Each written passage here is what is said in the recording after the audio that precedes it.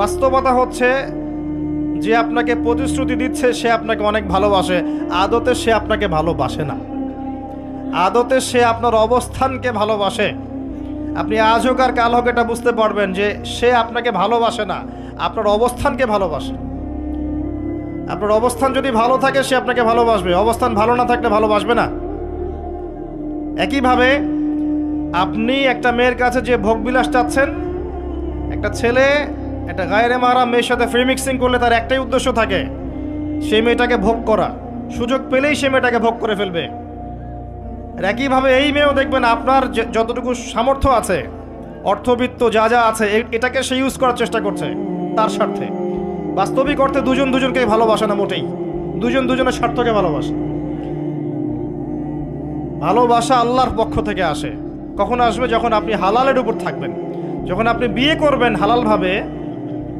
অচেনা একটা মেয়ের প্রতি দেখবেন আল্লাহ পাক এমন ডিভাইন একটা লাভ দিয়ে দিবেন, ওয়াজআলা বাইনাকুম মাওয়াজ্জাতা ওয়া রাহমা। আল্লাহ পাক তার পক্ষ থেকে উভয়ের মাঝখানে হৃদ্যতা, ভালোবাসা, মহব্বত দান করবেন। বলুন সুবহানাল্লাহ। এটা ডিভাইন, আল্লাহর পক্ষ থেকে আসবে, ঐশ্বরিক। আর বাকিটা হচ্ছে ঐশাচিক, শয়তানি, প্রবৃত্তির দাসত্ব, ভোগবাদী। এগুলো খেয়াল রাখবেন। এতে করে যা হবে, আপনি একবার আপনার ইজ্জত হারায় ফেললে কখনো ফিরে পাবেন না। অদ্ভুত বিষয়, মানে এই বিষয়গুলোকে আমরা কিছু মনেই করি না এখন। আমরা কিন্তু কিছু মনেই করি না, মনে করি এটা একটা মানে সোশ্যাল কালচার। গার্লফ্রেন্ড বয়ফ্রেন্ড থাকবে, একটা সোশ্যাল কালচার।